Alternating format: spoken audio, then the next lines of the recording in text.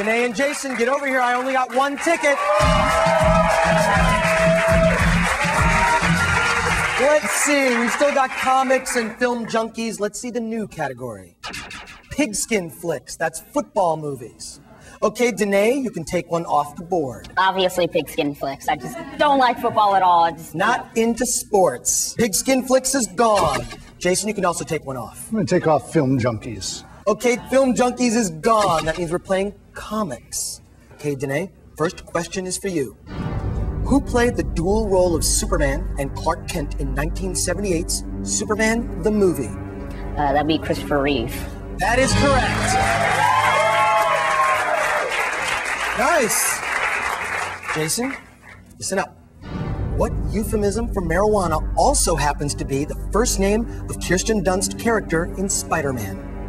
Mary Jane. That is correct. Okay, Danae, you ready? You want the ticket back, so get this right.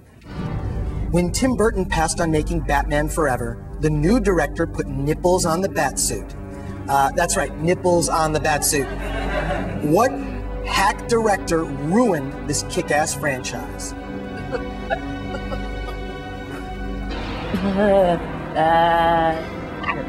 Christopher Columbus, sir. No, I'm sorry, Joel Schumacher. Joel Schumacher. I mean, Jason, you're moving on to round 2. Come on over here.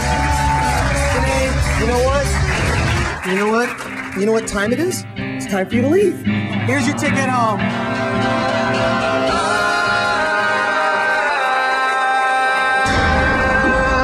Goodbye, Danae.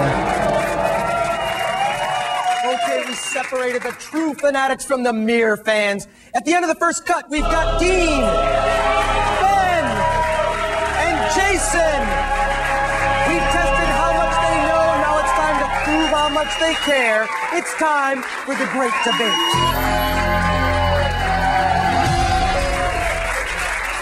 You guys are going to face off in head-to-head debates. The first 2 people to win a debate move on to round 3. The last person gets a ticket home.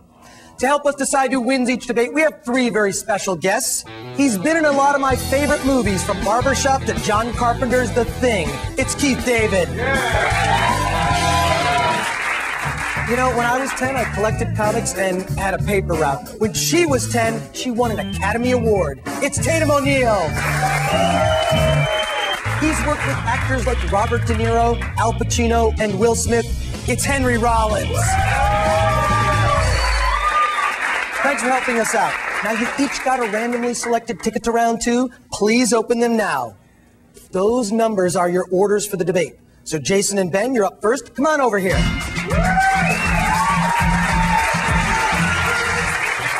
Here's how this is going to work. You'll have 20 seconds to make your initial argument, 10 seconds to rebut. Pay close attention to these lights. Green means go, yellow 5 seconds, red stop. Then our panel will decide who made the best argument. Our topic for this debate is the best directorial debut. Jason says it's Quentin Tarantino for Reservoir Dogs. And Ben says it's the Coen brothers for Blood Simple. Okay, you know how it works. Jason, you're up first. Go now. Well, Tarantino not only was a seminal voice with his Reservoir Dogs, he was a voice that was going to change the face of all film today in his next movie. So his freshman effort not only did it have strong characterizations at great settings and locations, perfect cast, and totally was... While Reservoir Dogs was flashy, I like the substance and the seeds of what becomes a great cinematic career with the Coen brothers.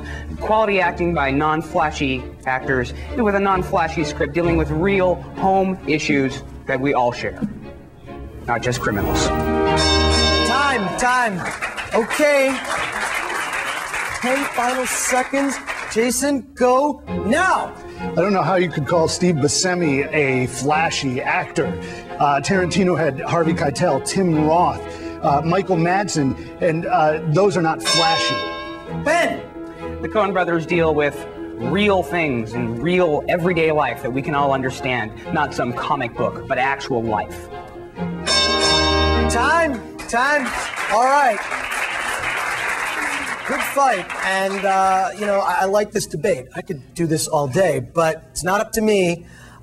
Keith David, we're going to start with you. How do you see this debate? I'm not so sure that the question was addressed, but I think the best argument was presented by Jason with Tarantino. Jason! All right. Got your first vote. Okay, Ben, you got to win the next two to move on. Tatum, how did you see this fight? I found this really, really close. I'm having a really hard time with this one, I have to say. But I am going to have to go with Ben. Ben! Okay. We're tied up at one apiece.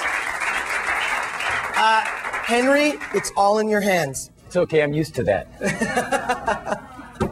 I'd much rather see a Coen Brothers film than a Tarantino film any day.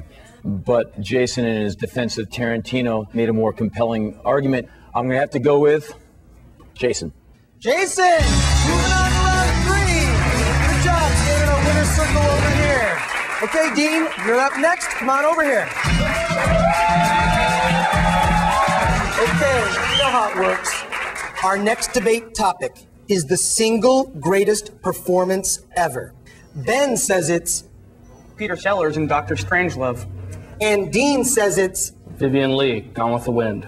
Okay, you know how it works. 20 seconds. Ben, you're up first this time. Ready, set, go! The single performance with three faces. He's the president, he's Group Captain Mandrake, and of course, Dr. Strangelove. Each one completely separate, removed from each other, yet played by the same person. The first few times I saw this film as a child, I could not tell them apart. I didn't realize that they were all the same man. As I grew up, I realized that in itself is proof of a great performance. 3 hours and 45 minutes, first shot to last. Vivien Leigh goes from spoiled, vacuous girl to mature woman who has lost everything. It's a performance of subtlety, passion, and devastating range. She is British, not Southern, and has survived 60 years. It is the definitive great performance by any actor. Okay, 10 more seconds. Ready? Ben, make your final argument now. While Gone with the Wind was a remarkable piece of acting, it showed the complete arc of this woman's career, or this woman's life, the characters. Peter Sellers, Dr. Strangelove. I can walk. Sellers is great, but I've seen bits of him in Being There and the Pink Panthers movies. Leigh, there's no connection between her and Streetcar Named Desire. The flawless, singular, distinctive performance. Time. Good job, both of you. Henry, we'll start with you this time. I think these guys really are very articulate. I think, Ben, you spent time lauding Gone with the Wind instead of sticking up for Dr. Strangelove, so I thought you lost a little bit of traction there, and therefore it goes to our fan of Gone with the Wind, Dean. Dean! Earned a point here. Tatum O'Neal. The first argument was a very profound argument about being a little boy, not knowing that the three separate characters, three, are all played by one comedic actor, and so that's why I gave it to Ben. All right. We're tied up at one vote each. Keith, you're an accomplished actor yourself. How did you see this play out? Well, I thought, compelling choices of performances, but I thought that Ben lost a little momentum in the second argument by spending so much time on another movie, and I have to go with Dean. Dean! Moving on to round three, standing in a winner's circle over here. Ben, gave a good fight. I can't win them all. And Megan's got a little something for you. Oh, wow. Here's your ticket home. Okay. Bye-bye, Ben.